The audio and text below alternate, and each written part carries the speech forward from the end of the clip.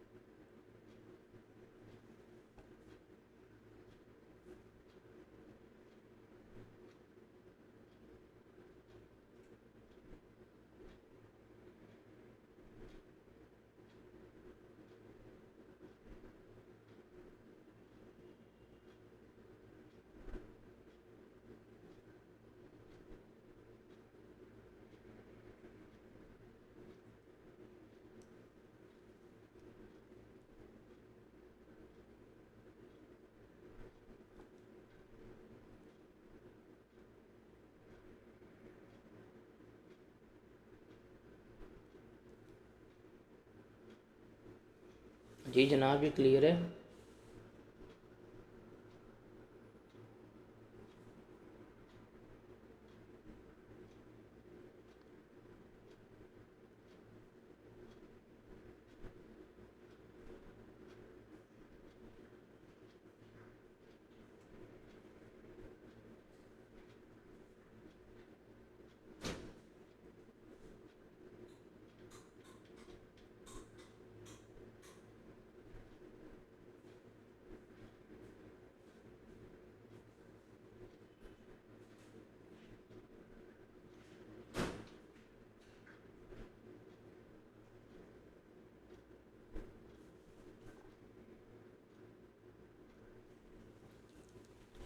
चलें जी आगे चलते हैं। अब हमें रिकॉग्नाइज करने का क्राइटेरिया जो है तो चल गया पता। अब है उसको अप्रोच कि हमने किस तरह से रिकॉग्नाइज करना है। देयर आर टू अप्रोच, एक है कैपिटल अप्रोच और दूसरी है इनकम अप्रोच। कैपिटल अप्रोच क्या है कि ग्रांट मिलेगी उसको डायरेक्टली क्या करो, प्रॉफिट एंड लॉस में ले जाओ और अपनी इक्विटी का पार्ट बना दो। ये है हमारी कैपिटल अप्रोच कि उसको ग्रांट को क्या करें, डायरेक्टली जो है वो हम किसका पार्ट बना दें, अपनी इनकम का पार्ट बना रहे हैं। रिमेंबर कैपिटल अप्रोच IAS 20 के तहत रिकमेंडेड नहीं होती। इनकम अप्रोच क्या कहती है, इनकम अप्रोच में हम इसको रिकॉर्ड करते हैं कि ग्रांट को over the period of time क्या करना है, हमने प्रॉफिट एंड लॉस में रिकॉर्ड करना है जैसे जैसे हम कंप्लाइंसेस करते रहेंगे। अब इस मेथड में होता क्या है, अब इसमें जब हमें ग्रांट रिसीव होती है, जब हमें अमाउंट मिल जाती है, whenever we receive the grant, तो हम पहले इसकी एंट्री पास करते हैं।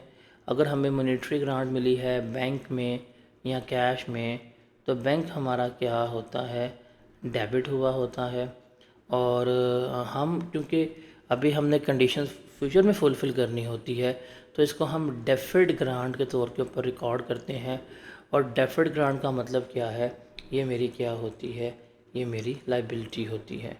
तो ये हम एक एंट्री पास करते हैं सबसे पहले इनिशियली जब हमें ग्रांट रिसीव होती है। जब इसको डेफर्ड ग्रांट के तौर पर रिकॉर्ड करते हैं तो ये as a part of liability बनती है। ये किसका पार्ट बनती है, ये लाइबिलिटी का पार्ट बन रही होती है।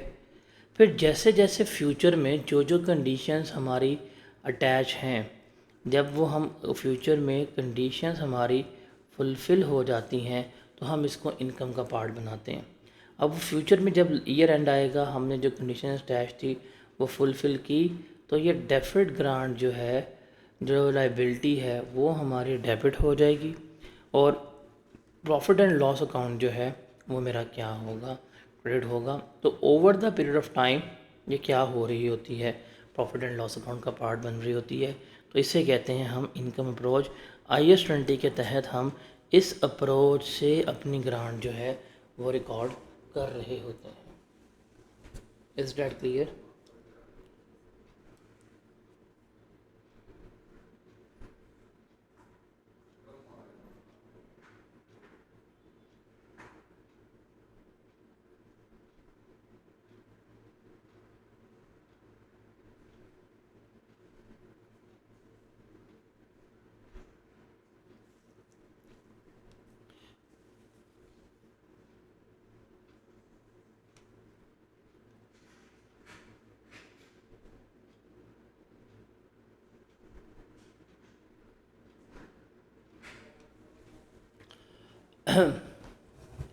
अब है हमारे पास आगे पीरियड ऑफ रिकग्निशन कि हमने ग्रांट जो है वो कब से लेके कब तक जो है वो रिकॉर्ड करनी है। ठीक है, बिकॉज़ हमारे पास जो है वो क्या होना चाहिए, एक पीरियड तो होना चाहिए कि हमने इस टाइम से लेके इस टाइम तक क्या करनी है, अपनी ग्रांट जो है वो रिकॉर्ड करनी है। रिमेंबर, आपको ग्रांट जिस पर्पस के लिए मिलेगी आप उसी पर्पस पे जो आपकी लाइफ होगी वो रिकॉर्ड करेंगे। जैसे फॉर एग्जांपल, अगर आपको ग्रांट मिली है related to income, related to income, तो over the period of time जितने उससे रिलेटेड एक्सपेंसेस होंगे, आप जैसे जैसे एक्सपेंस आउट करेंगे आप उतने ही साल क्या करेंगे, आप ग्रांट को अपनी प्रॉफिट एंड लॉस अकाउंट का पार्ट बना रहे होंगे। और अगर आपको ग्रांट मिली है रिलेटेड टू एसेट्स, तो एसेट्स की जो यूज़फुल लाइफ होती है, मतलब जिसके ऊपर हम उसको डेप्रिशिएट कर रहे होते हैं, उसी लाइफ में हम क्या करते हैं, ग्रांट को अपने प्रॉफिट एंड लॉस अकाउंट का पार्ट बना रहे होते हैं। मतलब हमारे पास ईयर 1 में कुछ ग्रांट प्रॉफिट लॉस अकाउंट का पार्ट बनेंगी, ईयर 2 में, ईयर 3 में, ईयर 4 में और ईयर 5 में हम उसे क्या कर रहे होते हैं, अपने प्रॉफिट एंड लॉस अकाउंट का पार्ट जो है वो बना रहे होते हैं। तो over the period of time suitable expenses जो हम एक्सपेंस आउट करते जाएंगे, उसकी बेसिस पे हम क्या करेंगे, अपनी ग्रांट जो है उसको भी रिकॉर्ड कर रहे होंगे। तो इसको जब हम रिकॉर्ड कर रहे होते हैं तो ये दो प्रिंसिपल्स हैं जिसमें हम लेके चल रहे हैं। एक है ग्रांट रिलेटेड टू इनकम, एक है ग्रांट रिलेटेड टू एसेट्स। हमारे पास जो ग्रांट रिलेटेड टू इनकम है ना, इसको भी रिकॉर्ड करने के दो तरीके हैं। या ग्रांट रिलेटेड टू इनकम जो है बेसिकली ये दो तरह की हमें मिलती है। ग्रांट रिलेटेड टू इनकम जो है दो तरह की है कि ये स्पेसिफिक एक्सपेंस जो है इसके लिए ग्रांट दे दी है। आप फ्यूचर में अखराजात करते जाएंगे तो आप जैसे जैसे एक्सपेंस करेंगे उसी बेसिस पे क्या करेंगे, आप उस ग्रांट को अपनी इनकम का पार्ट जो है वो बनाते जा रहे होंगे। जैसे कहता है जी मैंने आपको 5 साल के लिए सैलरीज दी हैं, तो हर साल आप जो सैलरीज पे करेंगे उसी बेसिस पे क्या करेंगे, आप अपनी ग्रांट को इनकम में रिकॉर्ड कर रहे होंगे। तो लाइफ बेस पे अब ये जो होती हैं जिसमें स्पेसिफिक एक्सपेंस है जो फ्यूचर बेस में होना है, तो इसको हम रिकॉर्ड कर रहे होंगे फ्यूचर की लाइफ के ऊपर। जैसे जैसे हम एक्सपेंस करेंगे उसी तरह हम उसे क्या करते जाएंगे, उसी लाइफ पे हम उसको ग्रांट को इनकम का पार्ट बनाते जाएंगे। एक हमें मिलती है immediate financial support. Immediate financial support का मतलब क्या है कि पास्ट में हमारा वो इवेंट हो गया था। देखें ये जो फ्यूचर वाली है ना, इस फ्यूचर वाली में क्या होता है कि गवर्नमेंट ने ग्रांट जो है हमें अभी दी है, जो उसने कंडीशंस हमें लगा दी हैं वो कंडीशंस हमारी फुलफ़िल होनी है फ्यूचर में। तो जैसे फ्यूचर में फुलफ़िल होंगी over the period of time हम उसे क्या करेंगे, रिकॉर्ड कर रहे होंगे।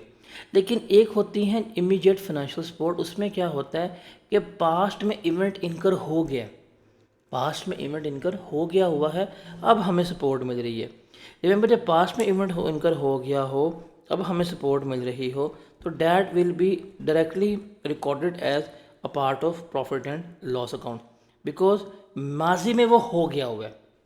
जैसे फॉर एग्जांपल आग लग गई है, वो लग गई है, नुकसान हो गया है, बिल्डिंग तबाह हो गई है, वो हो गया, वो इवेंट हो गया। अब गवर्नमेंट ने पैसे दिए हैं तो वो जो कंपनसेशंस वगैरह मिल रही होती हैं हमें, जो हमें कंपनसेशंस वगैरह मिल रही होती हैं या जो इमीडिएट फाइनेंशियल सपोर्ट्स मिल रही होती हैं, उसकी हम एंट्री क्या पास करते हैं, वो डायरेक्टली जो सपोर्ट मिलती है, जो अमाउंट मिलती है, वो बैंक हमारा डेबिट होता है और डायरेक्टली कहाँ चली जाती है, प्रॉफिट एंड लॉस अकाउंट में। क्यों? बिकॉज माजी में वो काम हो गया है, अब फ्यूचर में उससे रिलेटेड कोई खर्चा नहीं होगा। ये जो ग्रांट रिलेटेड इनकम है सैलरीज के लिए दी है, फ्यूचर में सैलरीज पे जो है वो क्या होना है, खर्चा होना है। मुस्तकबिल में सैलरीज पे क्या होना है, खर्चा होना है। तो उसमें फ्यूचर में एक्सपेंस होगा फिर रिकॉर्ड करेंगे। लेकिन जो इमीडिएट कंपनसेशन होती है इसमें तो भाई खर्चा हो गया है, अब इसमें मुस्तकबिल में कोई अखराजात, कोई खर्चा वगैरह नहीं होना। अब चूँकि इसमें मुस्तकबिल में कोई खर्चा वगैरह नहीं होना, इसलिए जैसे ही हमें मिलेगी हम इमीडिएटली किसका पार्ट बनाएंगे, हम इसको इनकम का पार्ट बना रहे होंगे। तो that is related to grant related to income. फिर अगर एसेट्स की बात करें तो एसेट्स भी हमारे पास दो तरह के होते हैं, एक डेप्रिशिएबल एसेट्स होते हैं और दूसरे हमारे पास नॉन डेप्रिशिएबल एसेट्स हैं। अगर आपको एसेट्स के लिए ग्रांट मिली है और वो grant related to depreciable assets थी, तो जो उनकी लाइफ होगी जिसके ऊपर हम डेप्रिशिएट कर रहे हैं उसी बेसिस पे हम उसे क्या कर रहे होंगे, हम उसको अपने प्रॉफिट एंड लॉस अकाउंट का पार्ट बना रहे होंगे। 5 साल है तो 5 साल, 6 साल है तो 6 साल, 7 साल है तो 7 साल। लेकिन अगर हमें नॉन डेप्रिशिएबल एसेट्स मिले हैं, फॉर एग्जांपल गवर्नमेंट ने हमें लैंड दे दिया है, अब लैंड भी तो ग्रांट है, अब इसको किस लाइफ पे हम रिकॉर्ड करेंगे।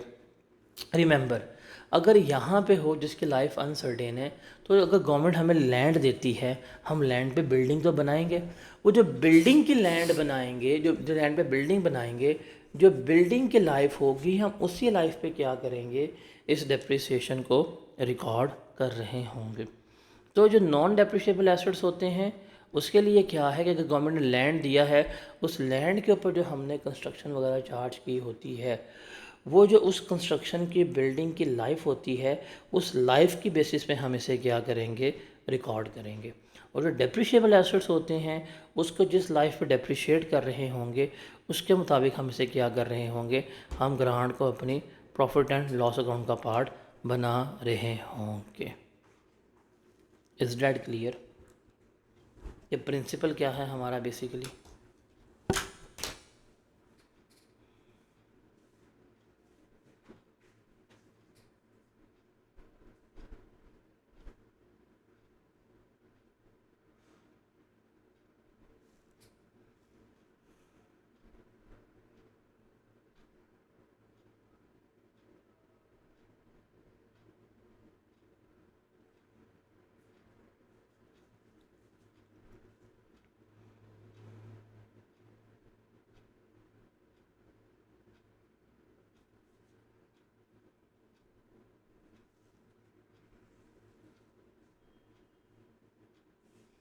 हाँ जी, 5 साल के लिए मिली तो 5 साल के लिए होगी।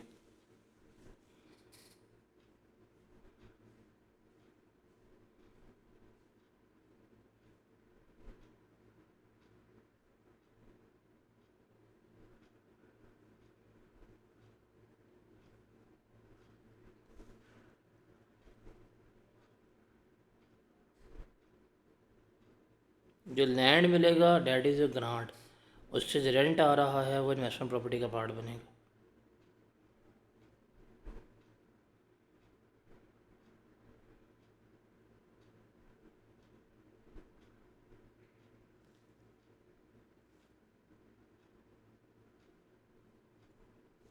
जी जनाब, क्लियर है।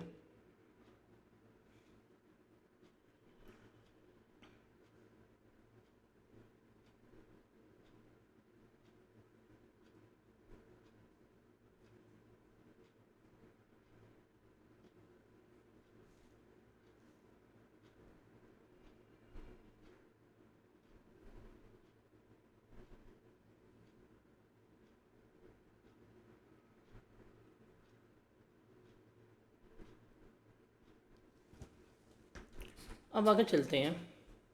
ये हमारे पास एग्जांपल है। तो सवाल है, state the time of recognition of income related to the following.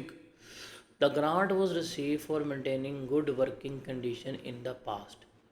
आपको ग्रांट रिसीव हुई है, आपने माजी में वर्किंग कंडीशंस जो हैं वो अचीव की थी। अब देखें, ये आपको मिल रही है एज अ रीइंबर्समेंट, सपोर्ट है। आप माजी में काम कर चुके हुए थे, अब आपको अमाउंट मिली है। तो जो हम क्राइटेरिया पढ़ के आए थे वो क्राइटेरिया क्या था, अमाउंट रिसीव हो जाए और तमाम कंडीशन फुलफ़िल होती हों। अब इसमें देखा जाए तो इसमें कंडीशंस जो हैं वो तो फुलफ़िल हो गई हैं, अमाउंट भी अभी मिल गई है। तो जैसे ही हमें इसके लिए ग्रांट मिलेगी, हम उसे किस में रिकॉर्ड करेंगे, immediately profit and loss account में हम इसको रिकॉर्ड कर रहे होंगे। उसके बाद the grant was receive for maintaining certain working condition for next 3 years. Grant मिली है कि भाई ये कंडीशंस 3 साल तक पूरी करनी है, तो इसको रिकॉर्ड करेंगे प्रॉफिट एंड लॉस अकाउंट में over the period of time, मतलब 3 सालों में ग्रांट रिकॉर्ड होगी। ठीक है। उसके अलावा ये grant was receive for installation of a plant that has useful life of 15 years and being depreciated at 30% reducing balance method. तो लाइफ पे हम इसको क्या करेंगे, रिकॉर्ड करेंगे, और जिस मेथड में डेप्रिशिएट कर रहे हैं उसी प्रपोर्शन में हम इसे क्या करेंगे, लेकर चल रहे होंगे। फिर grant was awarded to facilitate the acquisition of land. Land के लिए ग्रांट दी है subject to the condition of a building a factory there on, और लैंड दे रहे हैं कि आपको उस पर बिल्डिंग बनानी पड़ेगी। अब जो बिल्डिंग की लाइफ होगी उस लाइफ पे इस ग्रांट को रिकॉर्ड करेंगे। जो लैंड की वैल्यू होगी 2 करोड़ 3 करोड़, उस वैल्यू को बिल्डिंग की लाइफ पे हम क्या करेंगे, अपने प्रॉफिट एंड लॉस अकाउंट का पार्ट बना रहे होंगे। फिर grant was awarded to facilitate the acquisition of land for dairy farming subject to the condition of maintaining minimum 70% local employment for next 10 years. तो इसको हम क्या करेंगे, 10 साल के लिए हम इसको अपनी प्रॉफिट एंड लॉस अकाउंट जो उसने गिवन किया है उस पर रिकॉर्ड कर रहे होंगे। Is that clear?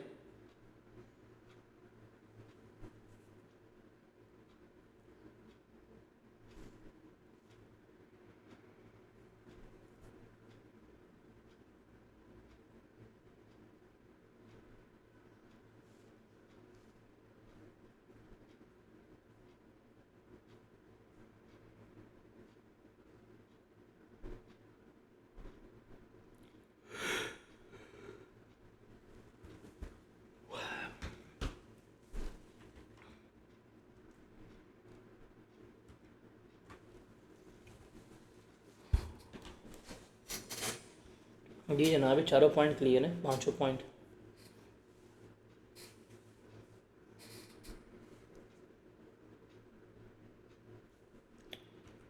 आगे चलते हैं। आगे हम बात करते हैं फॉरगिवेबल लोन्स की। इसकी बात करते हैं फॉरगिवेबल लोन्स की, कि क्या इसका ट्रीटमेंट है और क्या इसका ट्रीटमेंट नहीं है। देखिए जी,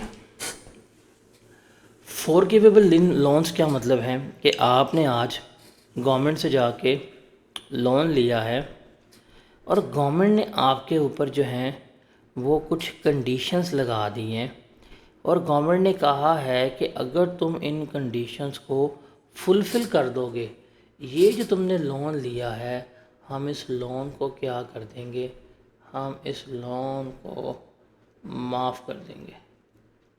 क्या कर देंगे, हम इस लोन को माफ़ कर देंगे, फॉरगिव कर देंगे, हम इस लोन को वेव ऑफ कर देंगे अगर वो फ्यूचर में कंडीशंस फुलफ़िल हो जाए, आपको रीपे नहीं करना पड़ेगा। रिमेंबर, अगर एंटिटी को पता लग रहा है, एंटिटी के पास रीज़नेबल अश्योरेंस है, उसको यकीन है कि वो इस लोन की जो कंडीशंस हैं फुलफ़िल कर लेगी और ये लोन माफ़ करवा लेगी। अब लोन माफ़ करना बेनिफिट है, तो इसे क्या करेगी, वो इसको डेफर्ड ग्रांट के तौर के ऊपर ही क्या करेगी, रिकॉर्ड कर रही होगी। और अगर उसको पता है कि यार नहीं मुश्किल हो जाएगा, उसको यकीन नहीं आ रहा, फिर वो इसे क्या करेगी, फिर वो इसको एज आ लाइबिलिटी के तौर के ऊपर क्या करेगी, रिकॉर्ड कर रही होगी। ये वाला पॉइंट पेपर में आता है। जैसे take an example, ABC pharmaceutical company receive cash from government for our research and development project of our children vaccine, कि उनको चिल्ड्रन वैक्सीन के लिए कैश मिला है एज अ ग्रांट के तौर के ऊपर, as per the terms of the loan लिया है,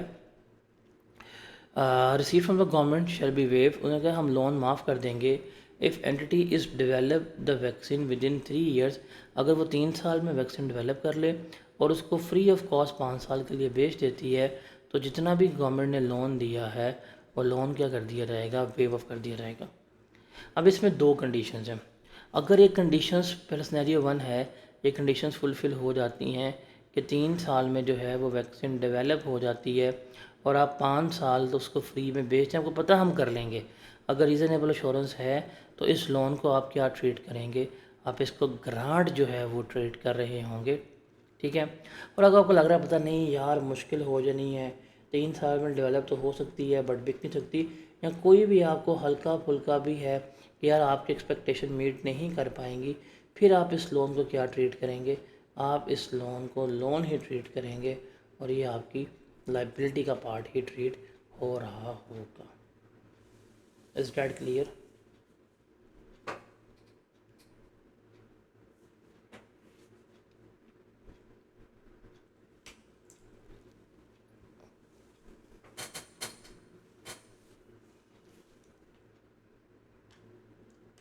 जी जनाब, ये क्लियर है।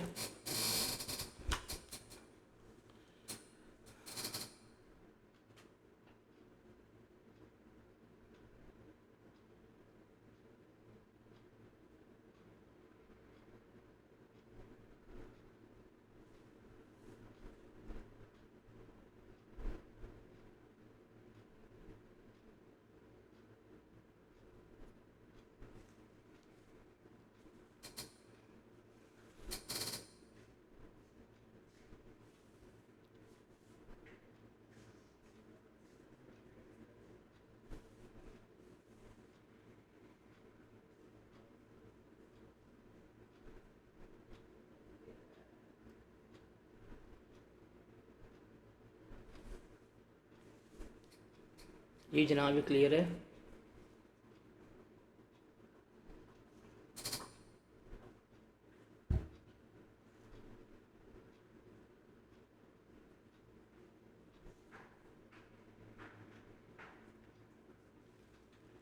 तो वो रीपेमेंट ऑफ लोन है, वो आगे हम जाकर देखेंगे।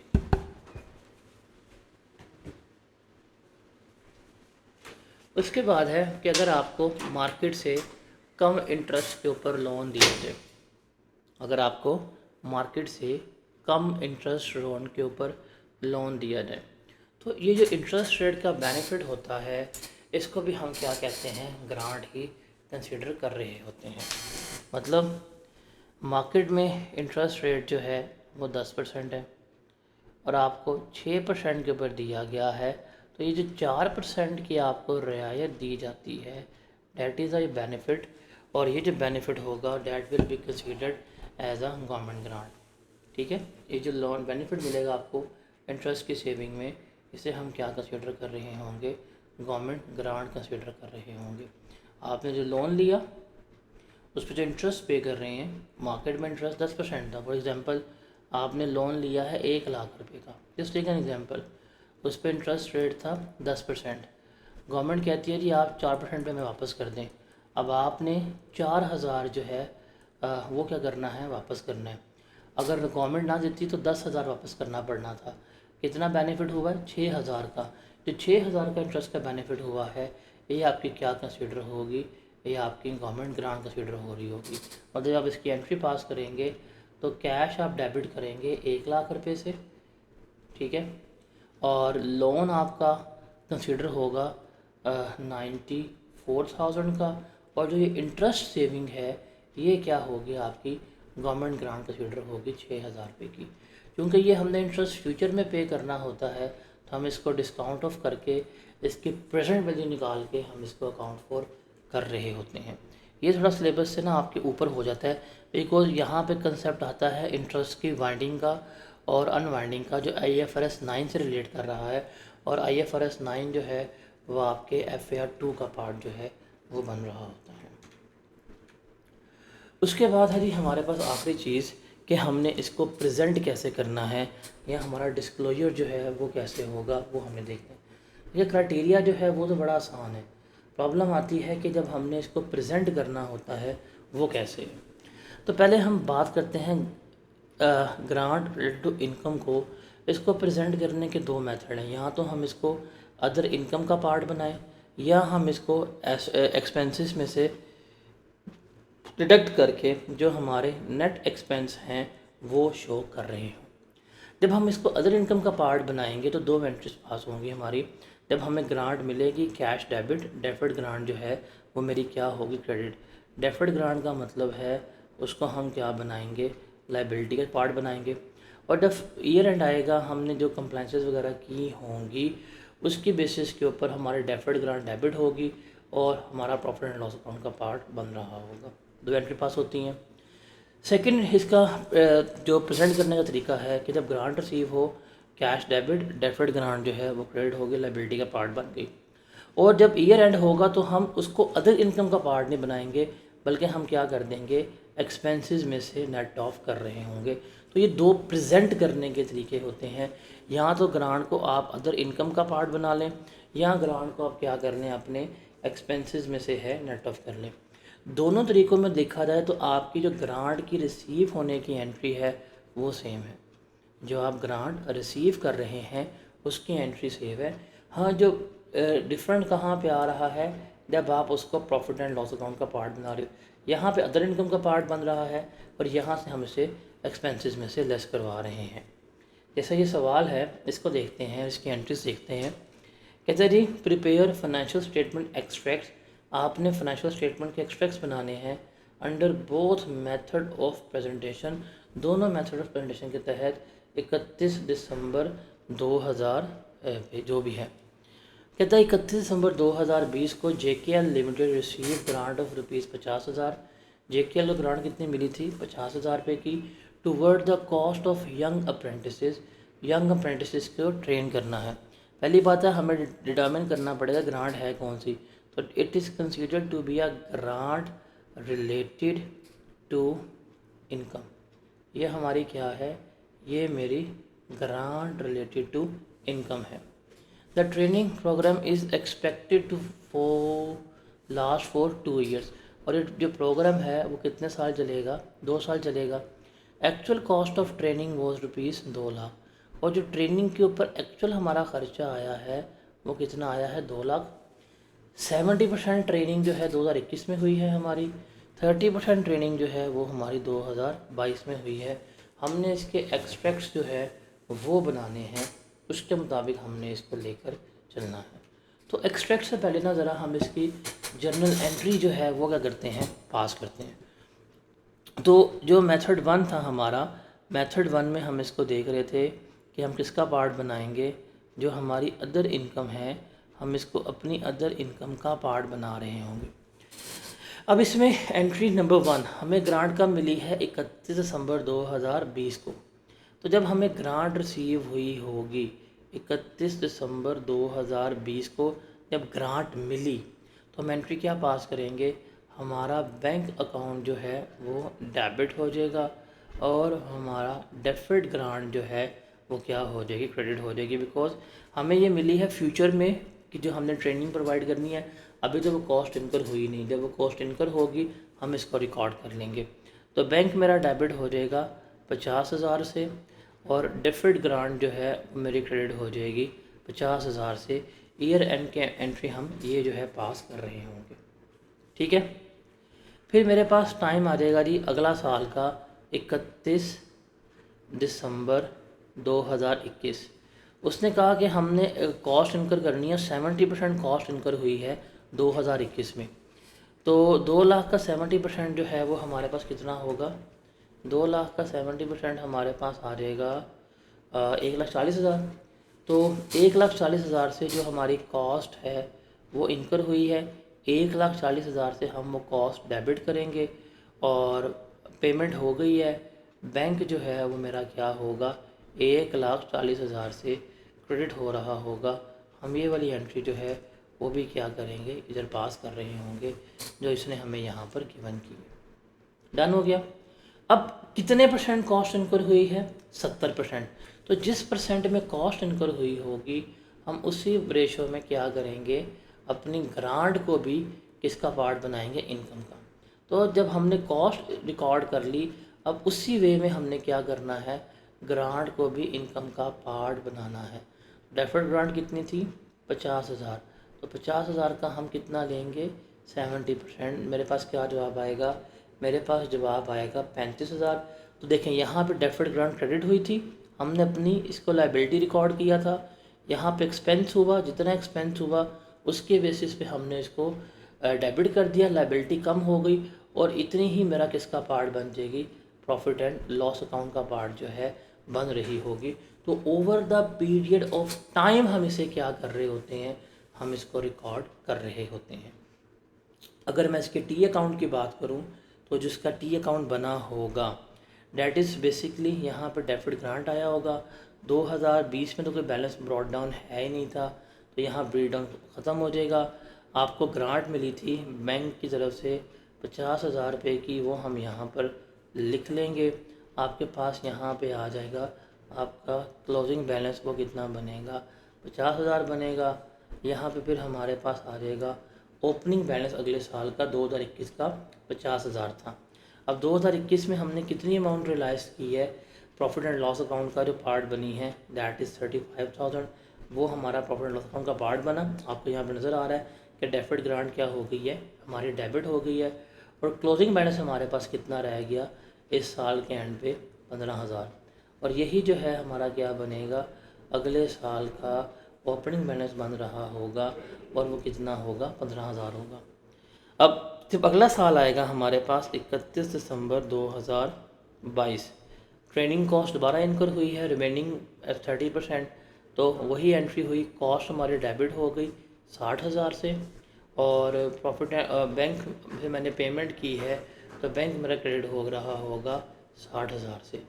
और इसी बेसिस के ऊपर जो रिमेनिंग जो है डेफर्ड ग्रांट, वो भी किसका पार्ट बन जाएगी, प्रॉफिट एंड लॉस अकाउंट का। तो डेफर्ड ग्रांट जो है, जो रिमेनिंग थी मेरी 15,000 से डेबिट हो जाएगी और वो किसका पार्ट बन जाएगी, प्रॉफिट एंड लॉस अकाउंट का। तो मतलब यहाँ पे भी जो है मेरे पास प्रॉफिट एंड लॉस अकाउंट में 15,000 से ग्रांट जो है वो चली जाएगी और क्लोजिंग बैलेंस मेरे पास कोई शो नहीं होगा। तो 2 साल के लिए ग्रांट मिली थी, तो over the period of time in 2 सालों में मैंने क्या किया है, उसको मैंने रिकॉर्ड कर लिया है, उसको मैंने अपने प्रॉफिट एंड लॉस अकाउंट का पार्ट जो है वो बना लिया है। तो ये एंट्रीज बेसिकली जो हैं हम क्या कर रहे होते हैं, पास कर रहे होते हैं, जो अभी हमने यहाँ पे सीखी हैं। तो एंट्रीज तो हमारी ये हैं। अब इसको प्रेजेंट करने का मेथड चेंज हो सकता है। अच्छा, जो सेकंड मेथड था अभी जो हमने देखा था, बेसिकली उसमें डिफ्रेंशिएट क्या करेंगे, उस अभी तो हमने यहाँ पे प्रॉफिट एंड लॉस अकाउंट का पार्ट बनाया ना, उसमें सिंपल जो सेकंड मेथड है हमारे पास, जिसमें हम एक्सपेंस को चार्ज करते हैं, उसमें पता क्या हो जाएगा, उसमें मेरे पास डेफर्ड ग्रांट जो है वो मेरी डेबिट हो रही है 15,000 से और जो एक्सपेंस इनकर हुआ है 60,000 रुपये का ट्रेनिंग कॉस्ट का, वो मेरी ट्रेनिंग कॉस्ट क्या हो रही होगी, क्रेडिट हो रही होगी 15,000 से। अब देखा जाए तो हकीकत में क्या है, हकीकत में 60,000 से कॉस्ट इनकर हुई है और यहाँ पे ये 15,000 से ये है, तो नेट कॉस्ट मुझे इस साल में 45 ही पे करनी पड़ रही है। बट इसको प्रेजेंट करने के मेथड जो हैं वो हमारे पास क्या होते हैं, दो तरह के इस्तेमाल हो रहे होते हैं। Is that clear?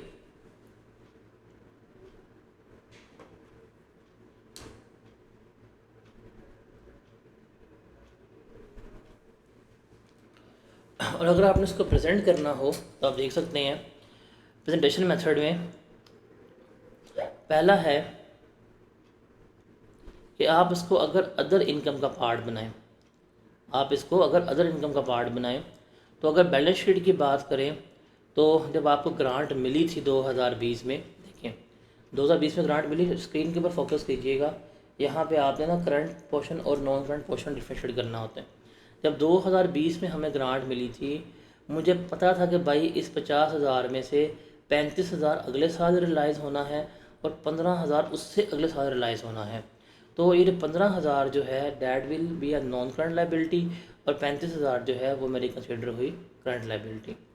फिर 2021 से मैंने एक्सपेंस इनकर किया, 1,40,000 की ट्रेनिंग कॉस्ट इनकर हुई और 35,000 मैंने ग्रांट किसका पार्ट बनाया, प्रॉफिट एंड लॉस अकाउंट का पार्ट बनाया।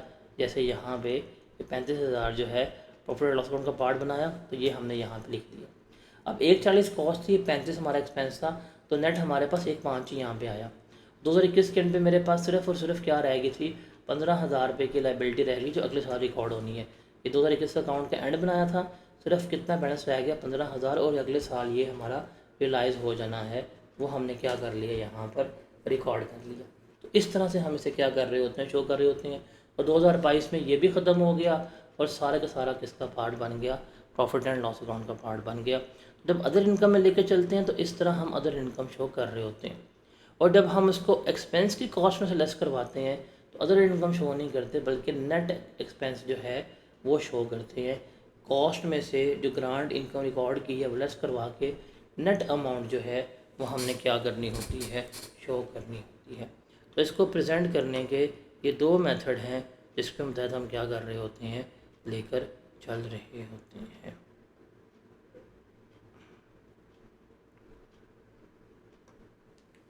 Is that clear to everyone?